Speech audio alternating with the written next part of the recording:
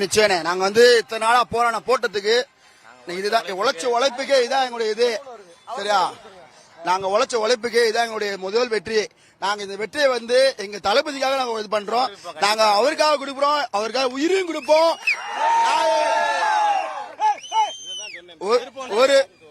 ஒரு மாசமாக விஜயனுக்காக வேலைக்குள்ள போகாம வேலையை விட்டுட்டு எங்க அண்ணனுக்காக உழைச்சிட்டு இருக்கேன். எந்த வேலையும் முக்கியம் இல்ல, எங்க அண்ணன் ஜெயிக்கணும், எங்க அண்ணன் முதலமைச்சர் போகணும். அதெல்லாம் எங்கேயுமே கொடுக்கல, எங்கேயுமே கொடுக்க கிடையாது. நாங்க எங்கேயுமே பணம் கொடுக்க கிடையாது, நாங்க எங்கேயுமே பணம் கொடுத்து கிடையாது. எங்க தளபதி தான் டிவிக்கு தான் வந்திருக்கு. என்னன்னா இது விஜய் சாருக்காக இந்த கட்சிக்காக வந்தெல்லாம் கிடையாது. என்னன்னா மாற்றத்துக்காக வந்தது. அதுல விஜய் சார் வந்திருக்காரு. மெயினா விஜய் சாருக்கு வந்த ஓட்டு மட்டும்தான் இந்த ஓட்டு. மாற்றம் தான் எங்களுக்கு தேவை. கட்சி ஏடிஎம்கே டிஎம்கே எங்களுக்கு தேவையே இல்லைன்னு ஒதுக்கப்பட்ட மக்கள் தேவையில்லைன்னு தான் போட்டிருக்காங்க.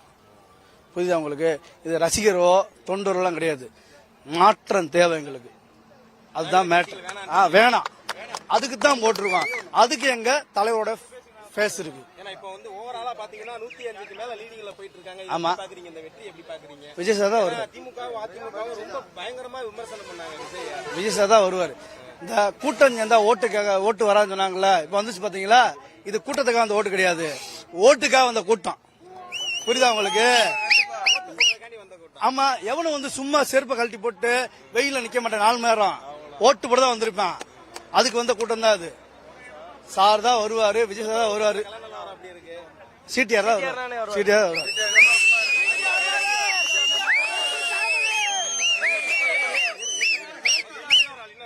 இல்ல, மக்கள் எழுச்சி என்னன்னா தீய சக்தியோ எந்த சக்தியோ வரக்கூடாதுன்ற முடிவு பண்ணிட்டாங்க. ஒண்ணு என்னன்னா நம்ம வரணுன்றத மக்கள் தண்ணி எழுச்சியா ஓட்டு போட்டாங்க. இந்த மக்கள் எழுச்சியா ஓட்டு போட்டாங்க. நம்ம கூட கேரக்டர் அசஸ்மெண்ட் பண்ணாங்க நிறைய பேர். நீங்க வரமாட்டீங்க, டெபாசிட் இழந்துருங்க. நீங்க நம்ம ஜெயிச்சிட்டோம், வரமாட்டேன்னு சொன்னாங்க. நம்ம ஜெயிச்சிட்டோம். என்ன காரணம் அப்படின்னா மக்களுக்கு திமுக மேல அதிருப்தி. ஆமா, மக்கள் திமுக மேல அதிருப்தி இருந்தாங்க. எல்லாருமே என்னன்னா நம்ம ஜெயிக்க மாட்டோம்னு சொன்னாங்க. ஒண்ணு, நம்ம ஜெயிச்சிட்டோம். இதுவே பெரிய வெற்றி தான். காரணம் என்னன்னா மாற்றத்தை எதிர்பார்க்கறாங்க. இப்ப நம்மகிட்ட திமுக முன்னாடி புறவாசல பின்னாடி பயமுறுத்துவாங்க. ஓட்டு போட்டேன்னா நீங்க இருப்பீங்க, இல்லைன்னா இருக்க மாட்டோம், இப்படிதான் பயமுறுத்திருக்காங்க. கேரக்டர் அசஸ் பண்ணி தான் திமுக மேல ஒரு பயத்தை ஏற்படுத்தினாங்க. ஆனா நீ தன்னெழுச்சியா வரக்கூடாதுன்ற ஒரு மிகப்பெரிய விஷயத்த ஏற்படுத்திட்டான். நீ ஜெயிச்சிட்டான், நீங்க நம்ம ஜெயிச்சுட்டோம், எல்லாருமே ஜெயிச்சுட்டோம். ஓவராலா கைதான் ஓங்கி இருக்கு. இது மிகப்பெரிய ட்விஸ்ட் மேல ட்விஸ்டா இருக்கு. இதை எப்படி பாக்குறீங்க? காலையில நாங்க கான்பிடண்டா வந்தோம். எங்களுக்கு தெரியும் 128 சீட்டு போலிங் கொடுத்தாங்க பாருங்க. அதை நாங்க எடுப்போம் தெரியும். 150 எய்ம் பண்ணிக்கிருக்கோம். இன்ன வரைக்கும் எங்க எய்ம் அதான் போய்க்கு இருக்கு. 111 நிக்குது. இப்ப எங்க அண்ணன் ஜெயிச்சிருவாரு. அண்ணன் ஜெயிச்சிட்டாப்ல, பாதுகாப்பு போயிட்டாங்க. சிடிஆர் அண்ணன் ஜெயிக்கிறதுக்காக வெயிட் பண்ணிக்கிருக்கோம். ஒரே ஒரு விஷயம் விமர்சனம் பண்ணாங்க.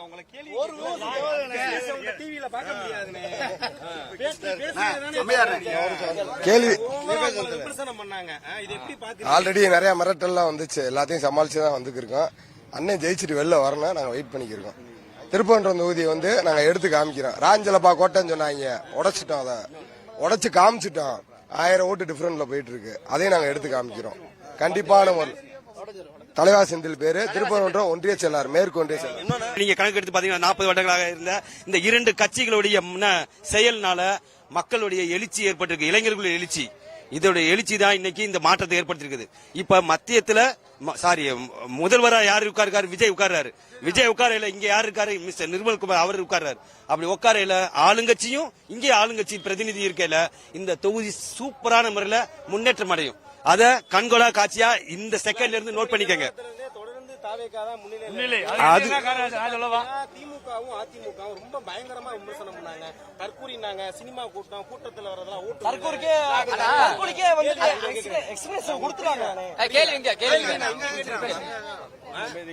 சொல்லுங்க. அது பயங்கரமா விமர்சனம் பண்ணாங்க. எப்படி பாக்குறீங்க? ஏளனமா பேசுறதும் தற்கூரி அப்படி தரக்குறைவா பேசுறதும் வாயில நாக்கு எலும்புலா நாக்கு பேசுற செயல்.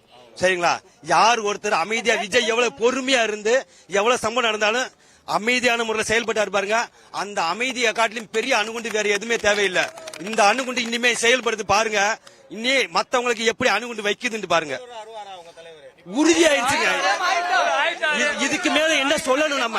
இதுக்கு மேல மக்கள் எல்லா பேருமே சொல்ற வார்த்தை இது வந்து மக்கள் எல்லா பேருடைய ஓட்டா கொடுத்துட்டாங்க. இதை இவ்வளவு செயல்படுத்துறதுக்கு ரெடி ஆயிட்டாரு. திமுகவும் அதிமுகவும் சேர்ந்து விஜயையும் அவருடைய கட்சியை அவங்க தொண்டர்களை விமர்சனம் பண்ணாங்க. சரி, இப்ப தலையில மாறிடுச்சு, மொத்த களமே மாறிடுச்சு. விஜயோட இப்ப இதே இருக்கு. இது இதை எப்படி பாக்குறீங்க? அண்ணே, நான் வந்துட்டு முதல் விஜய் ரசிகரும் கிடையாது, நம்ம சாதாரண மக்கள். சரிங்களா? அஜித் ரசிகர். நாங்க இன்னைக்கு வந்துட்டு அரசியல் வேணாம், சினிமா வேற, அரசியல் வேணா அஜித்தே சொல்லியிருக்காப்ல ஒரு காலகட்டத்துல. அதை பாத்திருக்கீங்களா? இந்த சினிமா ஊடகம் தானே பார்த்தது. அப்படி இருக்கப்ப வந்துட்டு நீங்க அஜித் அன்னைக்கு வந்துட்டு நீங்க வந்துட்டு எலெக்ஷன் போடுறப்ப நீங்க ஒரு விஷயம் சொன்னீங்களே, நோ நீடுன்னு. அது என்ன காரணம்? இல்ல நீ அது என்ன காரணம் நீங்க தான் சொல்லணும். உண்மையா நீங்க கேட்டீங்க, பிரஸ் கேட்டு தானே நான் சொல்றேன். நோ நீடு அஜித் அப்படி சொன்னாருன்ட்டு நீங்க வெளியிட்டீங்க. அதுக்கு என்ன காரணம்? அஜித்தோட தரப்புல வந்துட்டு சொல்லிட்டாரு. இப்ப அஜித்தோட தரப்புல அஜித் ரசிங்க, நான் அரசியல் வேற சினிமா வேறன்ட்டு அவர் வந்துட்டு சொல்லிட்டாரு. அதனால அரசியல் ரீதியா வந்துட்டு நாங்க விஜய்க்கு ஓட்டளிக்கிறேன். நான் ஏன் தனிப்பட்ட முறையில விஜய்க்கு ஓட்டளிக்கிறேன்.